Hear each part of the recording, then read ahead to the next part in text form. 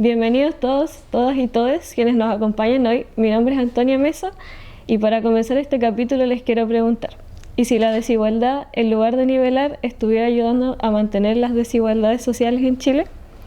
En el capítulo de hoy vamos a tratar de entender de qué manera la educación, en lugar de ser un espacio de igualdad, puede reproducir las diferencias sociales y económicas. Este podcast es parte del Observatorio de Desigualdades de la UDP en el marco de la práctica electiva Observando Desigualdades. Como estudiante de pregrado creo que este tema es relevante, ya que aporta a la discusión sobre la igualdad y la justicia social al evidenciar cómo las oportunidades educativas están determinadas por el origen socioeconómico. Para entender más de este tema tenemos como invitado a Jorge Atria, profesor de la Universidad Católica, doctor en Sociología y asociado al Centro de Estudios de Conflicto y Cohesión Social. Bienvenido, profesor. Muchas gracias. Invitación. Gracias por venir. Bueno, para comenzar, la primera pregunta que le quería hacer es ¿cómo llegó a interesarse por este tema? Si es que recuerda algún punto de inflexión que lo llevó a esto. Bueno, la verdad es que mi interés está especialmente centrado en el estudio de la desigualdad, desigualdades económicas y sociales, y me había acercado al tema de la desigualdad especialmente desde el lado de los grupos más vulnerables. Entonces estaba tratando de crear una pequeña agenda de investigación después del magíster relacionada con percepciones y creencias de desigualdad desde los grupos más desaventajados de la sociedad. Y el punto de inflexión ahí fue que en algunas conversaciones con profesores en ese contexto y también al momento de iniciar mi doctorado, me llevaron a hacer el cuestionamiento, también muy inducido por estos profesores, de que para realmente comprender las desigualdades tenemos más elementos en ciencias sociales para situar a los grupos más desaventajados, entender sus problemas y el alcance de la desigualdad en distintas áreas, en salud, en educación, en trabajo, en vivienda, pero tenemos menos elementos para entender el otro lado. Si la desigualdad siempre es una relación y siempre tiene que ver con un desequilibrio, una desproporción de ingresos por el lado económico, pero también con diferencias de trato, de respeto, de recursos sociales, sabemos bastante menos de lo que está pasando en los grupos más aventajados. Y ahí está gran parte del aporte del concepto de desigualdad por sobre el de pobreza, que es entender dinámicas sociales de manera relacional y cómo se ponen distintos recursos en juego, económicos, sociales. Y ese fue mi punto de inflexión, que me generó un cambio de perspectiva, manteniendo la preocupación por la desigualdad, pero entender qué es lo que pasa en los grupos más aventajados y cómo entonces podemos comprender de manera más amplia que exista pobreza y reproducción de pobreza en un contexto de amplia creación de riqueza. ¿Cómo se dan esos dos puntos? Hay un conocido académico inglés que es Anthony Atkinson, Sir Anthony Atkinson, y él dice que en general en las sociedades actuales donde exista extrema pobreza, eso va a estar muy explicado porque exista extrema riqueza y va a ser muy difícil poder avanzar en una sin poder también entender la otra. Claro. Y de alguna manera yo siento que desde lo que yo he tratado de hacer es llevar la sociología y la reflexión sociológica a la comprensión de esos otros grupos, también a través de distintas esferas. Está la educación, está la salud, está el trabajo, para mí también están los impuestos y otros aspectos de política económica. Y eso puede ayudar, ojalá, a complementar lo que ya existe para tener una comprensión mayor sobre las dinámicas de desigualdad en Chile y a nivel internacional. Claro, además que igual se habla mucho de las élites, son un grupo muy difícil de investigar, son muy cerrados. Claro, y ahí también hay un desafío de investigación que yo encuentro muy atractivo. Como socióloga y sociólogo tratamos de entrar a ese grupo y con fines que no son necesariamente negativo, de anteponer una visión negativa, sino de comprender qué es lo que pasa en ese grupo, cómo se relacionan estos grupos con el resto de la sociedad, quiénes son definidos como elites, quiénes no son elites pero son parte de los mismos grupos. Sí. Creo que ahí hay una contribución de la sociología de comprender, de ayudar a comprender a estos grupos. Sí, es súper interesante ese tema. Bueno, y en sus palabras, si tuviera que explicarle a alguien fuera del contexto académico, ¿qué sería la educación de élite? Bueno, quizás un punto de partida para la ciudadanía que puede ser interesante es responder antes de eso, ¿quiénes son las élites? ¿Quiénes son esas personas? y probablemente junto con esa pregunta yo le haría a alguien si usted cree que puede llegar a ser parte de ellos. Me parece que ese es un buen punto de partida. Y probablemente de las investigaciones que me ha tocado participar, lo que vemos es que las personas ven a las élites en general como un grupo un poco indeterminado, donde se combina aspectos educativos, de credenciales concretas, de certificados, de títulos educacionales, pero también eso está entremezclado con aspectos económicos, son consideradas personas muy ricas, con alta acumulación de riqueza, y también son consideradas personas muy poderosas. De alguna manera, en ese triángulo de ciertas credenciales concretas, con acumulación económica y con poder, la gente identifica un grupo que suele ser un grupo reducido y un grupo extremadamente distante del resto de la sociedad, típicamente descrito como un grupo con el cual la gente no se encuentra. Y por ende, la gente no se imagina en esas posiciones. Y me parece que esto abre la conversación sobre educación de élites y en general relación entre élites y el resto de la sociedad. Y es quiénes son esas personas.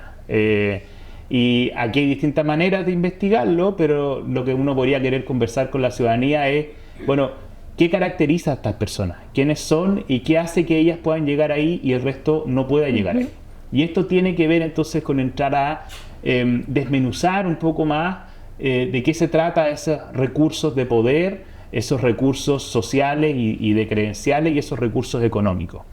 Y cuando entramos a conversar eso, en el fondo, ¿qué es lo que caracteriza a esas personas y qué es lo que las hace elite?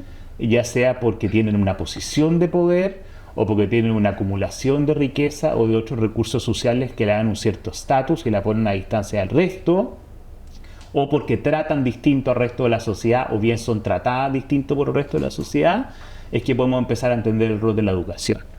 Y de ahí yo, claro, pondría atención a que la educación de élites es sobre todo una forma de pensar cómo ciertos grupos siguen ciertas trayectorias educacionales que tienen que ver no solo con el tipo de educación que adquieren, esto es bien importante, sino también con los lugares concretos donde estudian, que les permite tener ciertas ventajas sistemáticas respecto de lo que obtiene el resto de la sociedad. Pensemos que Chile tiene ciertas características de educación donde hay un avance. Esto se puede verificar en pruebas internacionales, que uno puede decir falta más, hay un desempeño todavía de ahí, pero se ha ido avanzando y al mismo tiempo se ha ido expandiendo la educación gratuita, la educación mínima, asegurada. Entonces hay ciertos logros. Entonces tiene más interés hacerse la pregunta de qué distingue la educación de las élites. Y yo diría que no es hoy especialmente el acceso, ni siquiera la educación superior, sino que tiene mucho más que ver con el tipo de institución a la que acceden y qué es lo que se enseña. Y en ese sentido, educación de élite, diría yo como para partir, tiene que ver con eso, con el tipo de institución, con las formas de acceder a esas instituciones en particular y con los recursos sociales y educativos que se ponen en juego en ese tipo de instituciones y que de alguna manera sugieren, revelan un tipo de currículum educacional oculto o gerencial, si ustedes quieren no oculto pero complementario, que hace que las personas vayan cultivando ciertas relaciones al mismo tiempo que ciertas habilidades que se va proyectando a lo largo del curso de vida para convertirse en un recurso muy potente para poder ser elites y diferenciarse del resto de la sociedad. Sí, de hecho yo en lo que he investigado se habla harto de eso, de que a pesar de que ahora en Chile el acceso a la educación es más fácil, pero por lo mismo estas élites han ido implementando maneras de restringir el acceso a ciertas personas para mantener su círculo cerrado. Así es. Sí. Bueno, yo creo que me lo respondí un poco, pero ¿cómo se manifiesta esta desigualdad educativa? Bueno, esto se manifiesta de distintas maneras. Desigualdad educativa, seguramente hay académicos, existen académicos muy expertos en estas áreas y partirían seguramente por hacer una distinción más estricta en el tipo de establecimiento y tipo de educación asociada a cuestiones objetivas, como son cantidad de dinero que se invierte por estudiante, tipos de recursos que existen en la escuela, calidad de los profesores, nivel de formación de los profesores, talento de los docentes, distribución regional, dónde está ubicada la escuela, el establecimiento, todo ese tipo de cuestiones hacen la diferencia. Ni que hablar del tipo de educación. Venimos de una historia en Chile en las últimas décadas donde la diferencia entre educación pública, subvencionada y privada hace mucha diferencia. Entonces yo diría que tenemos ahí bastantes cosas. Ahora, la educación de élite tiene que ver con muchas sutilezas. No existen necesariamente establecimientos de educación de élite fijos. No tienen un cartel de somos un establecimiento de élite, sino que, o en algunos casos puede que haya algún cartel, pero sobre todo el punto es que los establecimientos de élite son aquellos que la élite elige. Eso es lo que la hace. Sí. Entonces, podemos encontrar ciertos establecimientos que hace 10, 15 años atrás eran considerados de élite y hoy día lo son menos o no lo son. Lo mismo 20, 30 años atrás.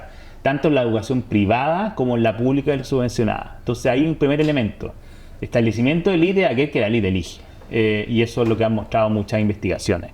Segundo, lo distingue, diría yo también, que el tipo de educación no está basado, lo principal no está basado en contenidos concretos. Existen buenas escuelas públicas, buenos establecimientos privados que logran muy buenos puntajes, son muy concretos en asegurar ciertas cosas, ciertos rendimientos.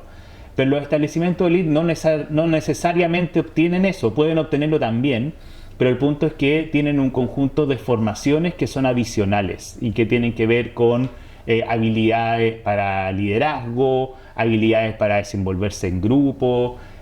Hay estudios internacionales que también muestran lo importante que es preparar personas que ya vienen con altos recursos económicos y sociales para desenvolverse en sociedades democráticas más abiertas y más complejas, que no aceptan una élite aristocrática y separada de la sociedad. Entonces también esos establecimientos ayudan a que los futuros líderes del mañana, como se entendería, sean capaces de responder a demandas sociales más exigentes y a relacionarse con distintos grupos de la sociedad, a tratarlos de una manera distinta. Entonces hay un conjunto de habilidades, diría yo. Y también hay una cosa que es muy importante y que es con quiénes estás sentado tú en la sala. Y eso es algo que, además de lo que puede incluir el currículum propiamente tal y de los recursos educativos de sala, de profesor, de establecimiento, si tú estás sentado con personas que son similares a ti, eso puede tener consecuencias en una sociedad muy desigual. Si tú estás rodeado de personas que más bien traen desventajas desde la cuna, es probable que los recursos que tengas a tu alcance estén más o menos asociados a eso, tus posibilidades estén más constreñidas que si tú estás rodeado de personas que han tenido desde la cuna ciertas ventajas. Y eso se proyecta. Hay un estudio muy prolijo para la sociedad chilena, hecho por un investigador estadounidense, que documenta exactamente cómo desde ciertos colegios definidos por la élite, seleccionados por la élite, por ende colegios de élite, permiten entender una ruta que, pasando por unas pocas carreras de unas pocas universidades, permite no solo acceder a posiciones de élite, gerenciales y de dueños de empresas, sino al mismo tiempo a posiciones del 1% superior de la distribución de ingresos. Esa ruta, de manera interesante, solo aplica a hombres, no a mujeres. Y en la universidad aparece como un medio que las proyecta, pero el punto de origen es la educación escolar. Entonces, eso habla de la potencia de la educación de élite a la luz de todos estos factores y cómo ello se va proyectando para ciertas trayectorias, para hombres, bajo ciertas condiciones de ciertos estudios de educación superior, para alcanzar posiciones superiores económicas y de poder. Ay, interesante, eso no lo sabía. Bueno, ¿por qué considera usted que es relevante estudiar este fenómeno? ¿O qué consecuencias tiene la educación de élite a nivel social? Quizás una reflexión interesante ahí es las élites son importantes en todas las sociedades. A veces existen distintos conceptos de élite y alguien podrá decir no, las élites no son importantes en todas las sociedades. Pero si llevamos esta reflexión a un nivel más amplio, personas que ocupan posiciones importantes de relevancia en distintas esferas sociales existen a través de las distintas sociedades. Entonces es importante entender quiénes son las élites de cada país, porque de alguna manera reflejan lo que en teoría se pensaba a mitad del siglo XX, reflejan aquellos que son los mejores, los más talentosos, los más esforzados y los que tienen las mejores habilidades para liderar en esas esferas sociales. Entonces, de alguna manera las élites tienen una demanda de justificar por qué están ahí. En la medida que toman decisiones importantes, las élites, está bien comprobado, son importantes no solo por lo que opinan o por lo que hacen, sino por lo que dejan de opinar o dejan de hacer. Entonces eso la sitúa en un lugar tremendamente importante, tremendamente influyente en las decisiones colectivas de un país. Entonces es relevante entender quiénes son, cómo llegaron ahí y por qué justifican esa posición. Entonces, si es que la educación de élite es una educación particular, segregada, diferenciada y que no tiene que ver únicamente con el cultivo de habilidades individuales, sino con una proyección social basada en diferencias de adscripción en la cuna, entonces estamos frente a una situación que permite un escrutinio distinto. ¿Por qué esas personas tienen ciertas posibilidades de llegar y al mismo tiempo por qué es tan difícil para el resto creer que puede ser parte de la élite? Hay mucha gente que ha estudiado esto desde otro lado, desde el desperdicio de talentos, que significa que haya diferencias sistemáticas en las trayectorias de vida, dificultades de movilidad social para personas que tienen talento, que tienen habilidades especiales y en general cómo circulan estas posiciones. Hoy vivimos también en una sociedad donde predomina muy fuertemente el principio del mérito. Y el mérito es un principio que ayuda a legitimar desigualdades. En teoría, si yo tengo más mérito, se justifica que gane distinto y que tenga una posición distinta. Pero al mismo tiempo, hoy día podemos tener fundadas dudas de si realmente el mérito aplica en la sociedad chilena y en la sociedad en general. Es muy discutido hoy día que en realidad parte muy importante de lo que logra una persona no está basada únicamente en su esfuerzo y en su talento, sino también en la posición que tiene en la sociedad y en sus recursos o falta de recursos que trae de la cuna. Entonces el mérito también puede ser hoy día un principio que uno pone en discusión. Al mismo tiempo el mérito nos lleva a una discusión tremendamente individualizada que define ganadores y perdedores. Y también existe mucha evidencia de cómo quienes pierden, entre comillas, en esta retórica, son humillados y son considerados personas que fracasaron y que no lograron aprovechar sus oportunidades. Entonces todo esto nos lleva a una reflexión potente sobre quiénes son las élites, por qué están ahí, cómo se educaron, qué obtuvieron, qué las diferencia. Y un último aspecto, en teoría las élites, si son realmente los mejores, vienen de distintos grupos de la sociedad. Así como el deporte, emergen personas de distintos niveles socioeconómicos, talento para jugar ajedrez o responder una prueba matemática o hablar bonito o escribir un poema, vienen de distintos niveles. También uno podría pensar que los grandes liderazgos políticos, económicos, culturales, vienen también de distintos niveles y rincones de la sociedad. Eso puede ser y está siendo puesto hoy día fuertemente en discusión en la medida que se encuentra que partes importantes de los grupos que tienen posiciones importantes y que tienen más recursos vienen en realidad más bien de la clase alta y tienden a estar sobre representando ese grupo por el resto de la sociedad. Entonces todo esto permite hacer una reflexión importante y justifica de alguna manera más investigación para entender qué es lo que está pasando en esas dinámicas superiores, cómo esos grupos realmente justifican estar ahí y cómo en realidad eso permite también que las sociedades legitimen esas posiciones en un contexto en que vivimos en una profunda pérdida de legitimidad de las instituciones, donde la gente no se siente representada y siente que el sistema económico y político juega en beneficio de una minoría y no de una mayoría. Sí. Respecto a lo que mencionó de la meritocracia, hace poco salió uno de los colegios más ricos de Chile, o si es que no, perdón, el más caros de Chile, perdón. Salió hace poco una beca que están becando a niños, creo que en enseñanza básica, me parece, que claro, ellos le dan beca completa para ir a este colegio, les pagan viajes de estudios, transporte, alimentación, pero son los niños que tienen como promedio arriba 6.5 y están como entre los 10 mejores de su curso. Entonces yo igual siento que eso tiene que ver harto con el mérito. Están premiando el mérito de algunas personas.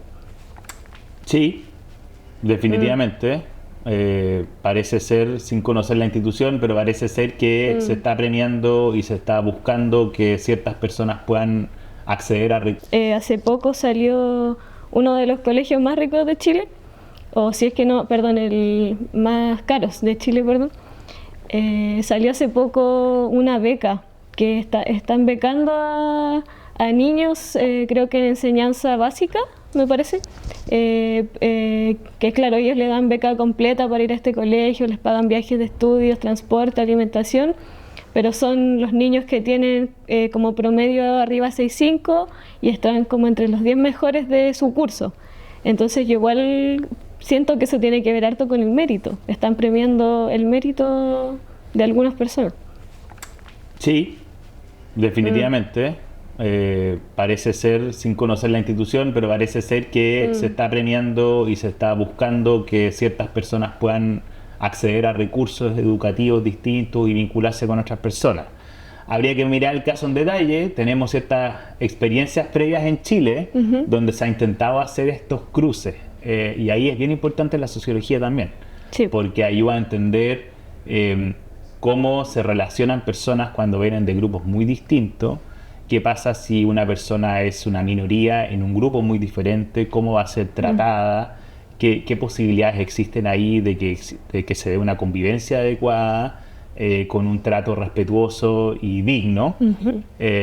Y creo que ahí la sociología tiene mucho que contribuir, pero por supuesto que si uno lo piensa en términos individuales de una persona en concreta que va a acceder a ciertas posibilidades, sin conocer mucho el programa, podría ser interesante y efectivamente podría estar basado en mérito, pero hay que tener en cuenta al mismo tiempo estos factores estructurales respecto de cómo se hace cuando tienes sistemas que sistemáticamente están funcionando de manera paralela con distribución de recursos desiguales. ¿Cómo hacer para que eso mejore estructuralmente, más allá de ciertas trayectorias individuales, para que se pueda procurar que para la mayoría exista una mejor distribución de oportunidades?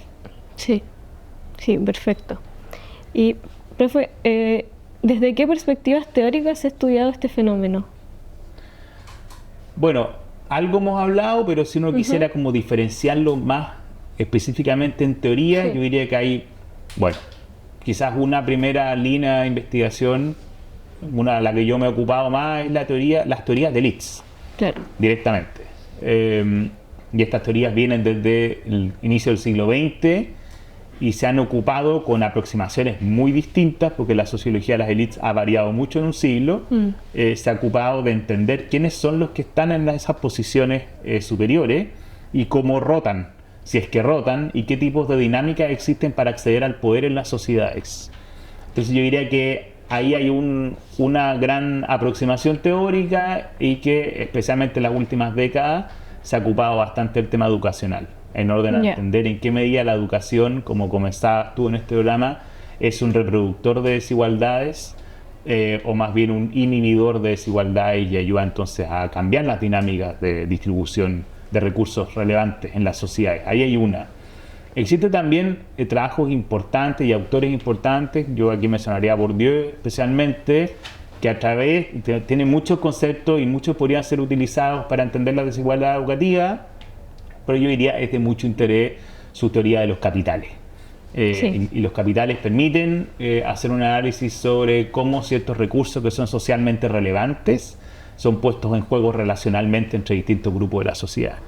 Y en este caso uno puede mirar, estoy pasando muy por arriba, uno puede mirar cómo la educación permite que se transen y se pongan en juego ciertos recursos. Esto no tiene que ver con capitales fijos, con recursos fijos, sino que son variables a través de las sociedades. Distintos tipos de recursos pueden tener distinta relevancia en las sociedades y cómo esto relacionalmente permite entender que ciertos grupos vayan alcanzando ventajas sistemáticas sobre otros, con consecuencias sociales en medida que se mantiene esta mirada relacional. Existen otros conjuntos de teorías que son bien importantes hoy día que llevan esta discusión al estudio del mérito.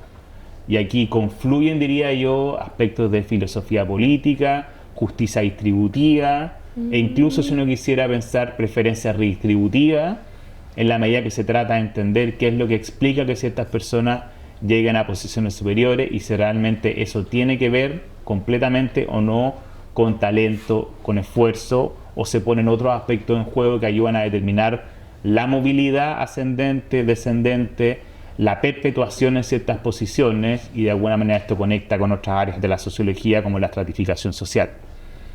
Y si hay algo más que decir, bueno, hay otras áreas de la sociología económica y la sociología de la cultura, tratan de entender también la distribución del privilegio en la sociedad y también cómo se va configurando un curso de vida que parte en la educación y que también se proyecta en el trabajo. Entonces aquí también entran aspectos de sociología de la educación, de sociología del trabajo, que tiene que ver con cómo las personas tienen ciertos recursos intangibles, redes sociales que las van posicionando. Existen buenos trabajos hoy día, por ejemplo, de cómo reclutan las empresas en distintos nichos productivos y cómo de alguna manera las empresas van a buscar directamente a ciertos estudiantes, a ciertos grupos, en ciertos sectores, lo cual también va configurando ciertas desigualdades y hace muy difícil para personas que no cumplen con ciertos perfiles entrar en ese tipo de procesos, especialmente para entrar a instituciones más prestigiosas. Sí. Entonces creo que ahí hay todo un circuito de estudios donde confluyen distintas áreas de la sociología y que hacen que sea interesante estudiar a las élites. Sí. Hay de todo un poco. Hay bastante, sí. Sí. Bueno, y en la misma línea, ¿qué herramientas metodológicas, instrumentos de medición se han utilizado para estudiar esta desigualdad?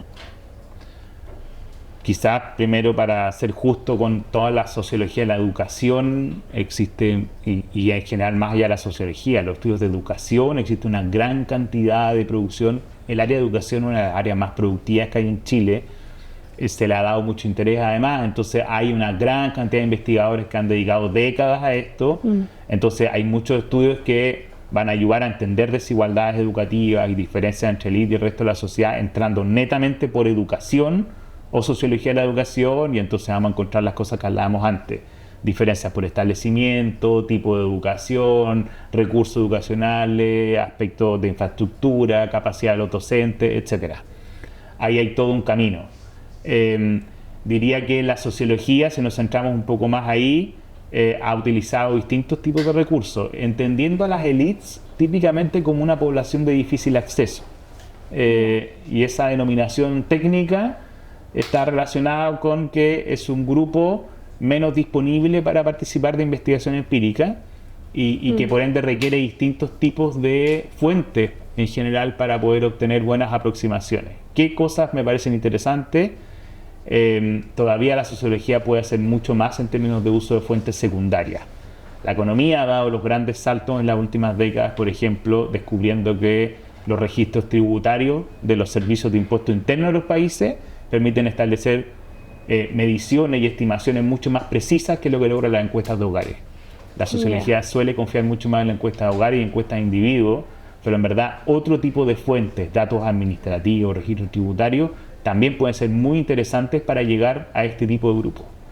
Etnografías sigue siendo una técnica muy utilizada, yo diría actualmente muy utilizada, cuando existe dificultad de poder contar con entrevistas a un grupo que no tiene tanta disposición. Entonces, etnografías muy creativas han sido realizadas en los últimos años para acceder al mundo laboral y a los patrones de reclutamiento, al sistema educacional y la forma de cómo se enseña a las élites a desenvolverse en las sociedades actuales. Formación, etnografía sobre cómo se van formando los grandes contadores, administradores de empresas, de modo de que después se explican trayectorias que ayudan en la consejería financiera y tributaria para poder planificar fortuna. Existen muchas etnografías, bueno, también relacionadas con el tema urbano, segregación residencial y cómo se han formado ciertos barrios que son más cerrados y que toman distancia del resto de la sociedad. Entonces diría que por el lado tributario, económico, urbano, de cómo funcionan las grandes empresas en sus temas de redes sociales, cómo se contrata y cómo se enseña en la escuela, etnografía es un muy buen recurso. Y entrevistas sigue siendo una técnica que se utiliza. En general, en investigación de élites, el desafío es cómo llegar a construir muestras que sean razonablemente representativas, sin representatividad estadística, pero que permitan llegar a distintos grupos. Ahí también hay un fuerte desafío y muy a menudo se requiere contactos iniciales para ayudar a entrar a ciertos grupos. Yo diría que ahí hay tres ejemplos: fuentes secundarias, datos administrativos, etnografía y entrevista, de técnicas que se usan, pero con muchos desafíos metodológicos por delante. Ya, sí. Y bueno, para ya dejar lo teórico de lado y irnos de lleno a los resultados, ¿cuáles son los principales hallazgos de la educación de élite en Chile? O algunos hallazgos suyos en particular. A ver, en la medida que es un campo ultra productivo, hay mucho. Entonces siento que lo verdaderamente justo es ir reconociendo estas distintas cosas, y algunas las hemos ido conversando ya. O sea, lo primero es determinar que en aspecto objetivo, si uno quiere, de cantidad de recursos puestos por estudiante, hace mucha diferencia la infraestructura, la capacidad docente, la cantidad de docentes por estudiante, la ubicación de la escuela, todo lo que se pone en juego en la educación escolar, que está asociada con recursos, tiene diferencias importantes en el rendimiento de los estudiantes, en cómo se proyectan los estudiantes, en el tipo de carrera que tienen los estudiantes. Ahí hay mucho. Ahí hay todo un conjunto de resultados. Después, en términos de educación de élite estrictamente, hay buenos estudios en Chile que han mostrado la importancia de lo que se denomina un currículum gerencial o un currículum oculto, y tiene que ver con habilidades específicas para el liderazgo, la formación de grupos, que hace la diferencia también, porque va mostrando un perfil de estudiante que se va proyectando, que va adquiriendo ciertas habilidades y que empieza a comprender lo importante que es su rol, cómo se le transmite, que tenga un rol importante en el liderazgo de las sociedades y en la comprensión del país. Entonces hay buenos estudios que han mostrado concretamente cómo funciona ese currículum gerencial o ese currículum oculto. También tenemos estudios, me ha tocado participar a mí, que muestran diferencias más específicas dentro de la educación de élite. Muy a menudo se entiende que la educación de élite es un bloque muy homogéneo, sin embargo existen diferencias muy sutiles. Por ejemplo, hay una línea de estudios que viene mostrando la importancia de la religión y qué tipo de sensibilidades frente a la sociedad se van dando según el tipo de sensibilidad católica en particular. Y si no es religión, entonces establecimientos que no son religiosos y que traen tradiciones, por ejemplo, anglosajonas o alemanas en la educación. Claro. Entonces ahí hay otra línea de estudio que trata de entender hasta qué punto estas diferencias de herencia anglosajona o alemana o tradición religiosa o adhesión a una congregación va marcando ciertas relaciones distintas con la visión de la sociedad y con la riqueza en general. Ahí ya he dado algunos ejemplos de resultados, hay otros que tienen que ver, por ejemplo, con el mérito, cómo se consigue el mérito en la sociedad chilena y hasta qué punto ciertos grupos consideran que Chile es un país meritocrático y otros consideran que Chile no es un país meritocrático. Y esto cae también en otros estudios que se relacionan con las percepciones de igualdad de oportunidades. También hay estudios que muestran, por ejemplo, cómo ha ido aumentando la atribución individual de la pobreza y la riqueza. En el fondo, cómo va creciendo la percepción de que si eres pobre es por razones individuales y no estructurales, y si eres rico por razones individuales y no estructurales. Atribuciones individuales a la pobreza y la riqueza también va configurando un panorama mucho más centrado en identidades individuales más que en factores estructurales. Y bueno, otro estudio que ya mencionaba antes es que documenta el éxito que tienen los establecimientos de élite en Chile en términos de colocación de estudiantes en posiciones de prestigio. Esto se ha estudiado de varias maneras, desde composición de los gabinetes presidenciales hasta acceso a top 1% de la sociedad chilena y posiciones de élite. Y uno último que hemos estudiado en los últimos años tiene que ver con diferencias de percepción y creencia entre grupos de élite y el resto de la sociedad. Ahí hicimos una encuesta grande en el COES con individuos de élite y logramos mostrar que la élite no es homogénea siempre, sino que a veces es heterogénea. O sea, la élite económica puede ser un poco distinta a la política y la cultural, y a la vez estas tres élites pueden ser a veces más cercanas o a veces más distantes a la ciudadanía en percepciones de conflicto, de migración, de individualismo, de rol del Estado. Pero en general, al mostrar, por ejemplo, la distancia de percepciones entre la élite económica y la ciudadanía, nos damos cuenta de lo importante que es comprender quiénes son esas personas, en la medida que la ciudadanía no parece estar muy representada en algunas de esas visiones, sino que más bien tener visiones casi antagónicas. Y eso es importante porque nuevamente personas que ocupan posiciones de poder influyen mucho en el rumbo de la sociedad. Sí. Entonces entender esa distancia es también una buena condición para buscar liderazgos que sean más legitimados en el futuro y ciudadanías que sientan que sus problemas son abordados por las élites. Gracias. Bueno, siguiendo esa línea, ¿qué desafíos siguen pendientes de la agenda pública o privada respecto a este tema? Yo creo que estamos en un contexto en que se reconoce de manera bastante consensuada que hay una crisis de legitimidad de las instituciones. Sí. Y que hay un déficit de organismos de intermediación también. Hay una crisis de intermediación entre la ciudadanía y la clase política. En general todo esto afecta a la democracia, debilita al Estado. Entonces creo que ahí hay un desafío súper importante en términos de sociología de las élites, pero en general de la comprensión de estos grupos y de la comprensión de la desigualdad, es entender hasta qué punto quienes hoy día lideran la política, la economía, organizaciones sociales, la cultura, pueden tener más legitimidad y ser reconocidos como personas más valoradas, que realmente pueden conducir al país. Y eso es un desafío. Para ganar legitimidad tenemos que entender qué están haciendo mal esos grupos, qué pueden hacer mejor esos grupos, cómo las trayectorias de esos grupos pueden ser mejor justificadas, cómo quizás se tienen que crear otros mecanismos para que otras personas puedan acceder también. En general, comprender bien esas dinámicas debería ayudar también a resolver los problemas de confianza, de muy baja confianza hacia las instituciones y de buscar ciertos mecanismos de acceso para que también otras personas puedan enriquecer esos grupos y ayudar a tomar decisiones que sean vinculantes y valoradas y respetadas por la sociedad. Estos son asuntos delicados que se tienen que mirar en el tiempo, pero yo creo que la sociología puede ser parte de las disciplinas que ayuda a comprender, que facilite con ideas y con interpretaciones cómo esto puede ser abordado. Sí, toda la razón. Entonces, para un investigador joven que quiera empezar a adentrarse en este tema, ¿qué le recomendaría para empezar? En primer lugar, una mirada comprensiva más que escrutadora. Entender que los problemas que uno puede encontrar en ciertos grupos no son solo esos grupos.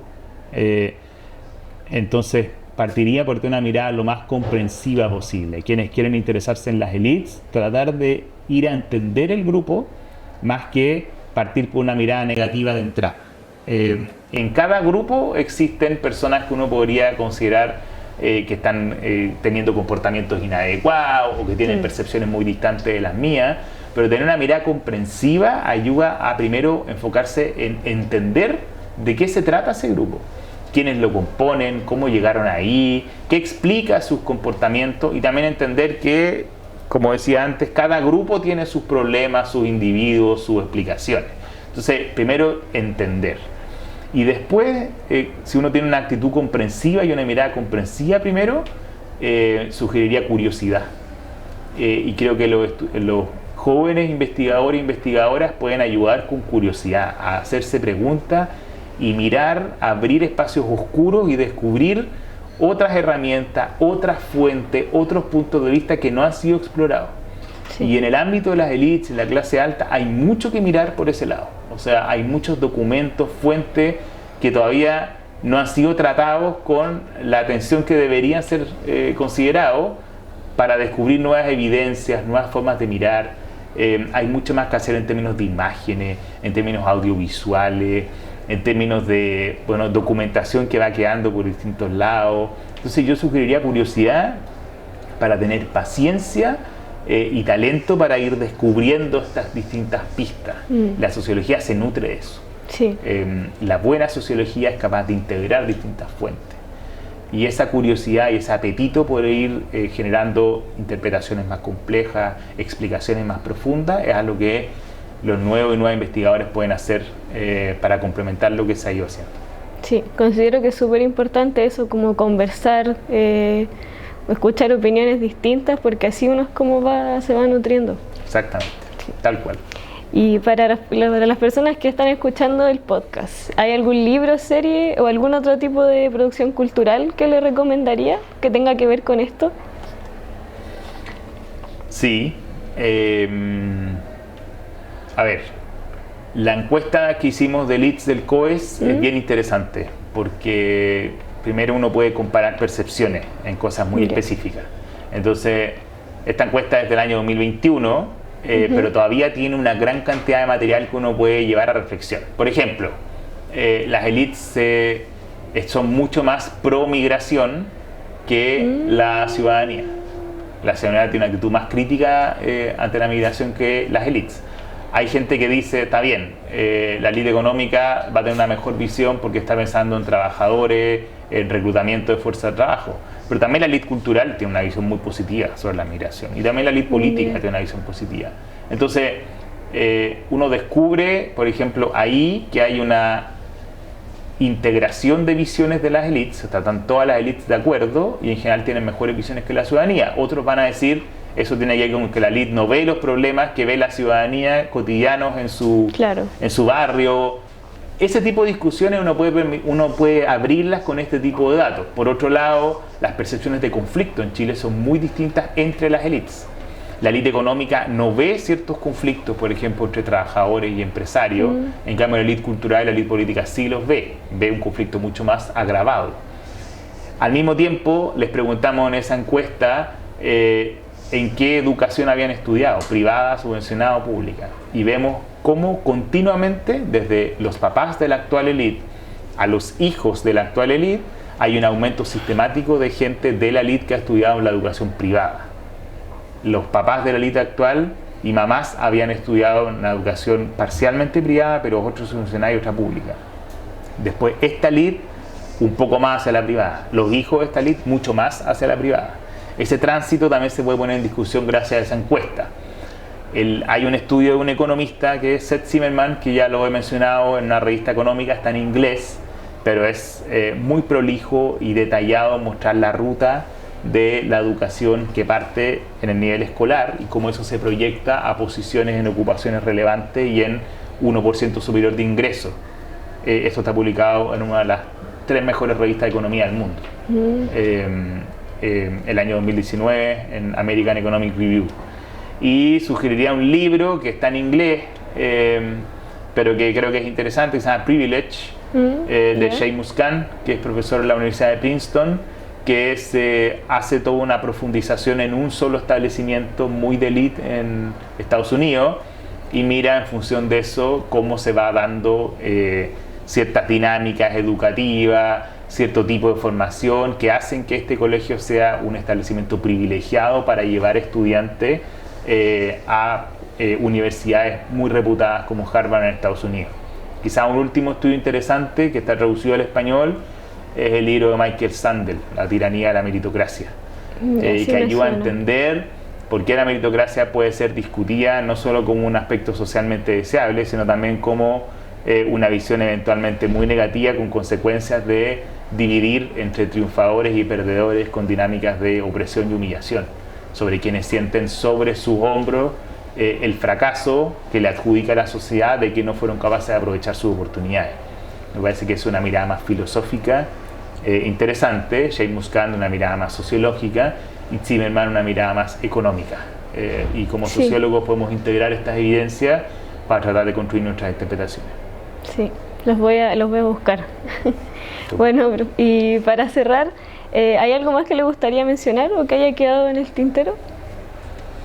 Siempre quedan en el tintero estas cosas, diría yo, en este tipo de temas, y a veces uno no le hace justicia a agendas de investigadoras, investigadores, a datos, a encuestas, a materiales que están circulando por ahí que son muy importantes. Yo creo que siempre es importante destacar la curiosidad, el apetito intelectual de investigadores e investigadores jóvenes para que lean mucho, para que busquen, para que no se queden con 1 o 2 estudios, salgan a mirar, a integrar fuentes, que valoren lo importante que es tener conocimiento histórico, económico, además de la teoría sociológica, para integrar piezas y tratar de resolver puzzles que son más grandes y que son desafiantes, con una mirada comprensiva, siempre tratando de tener la mejor interpretación posible más allá de los afectos o posiciones políticas de cada uno, para poder construir buenas interpretaciones para bien de la sociedad. Bueno, muchas gracias, profe, por venir y por educarnos. No, por favor. Gracias a todos los que nos escucharon y los invito a seguir viendo los podcasts de mis compañeros. Muchas gracias.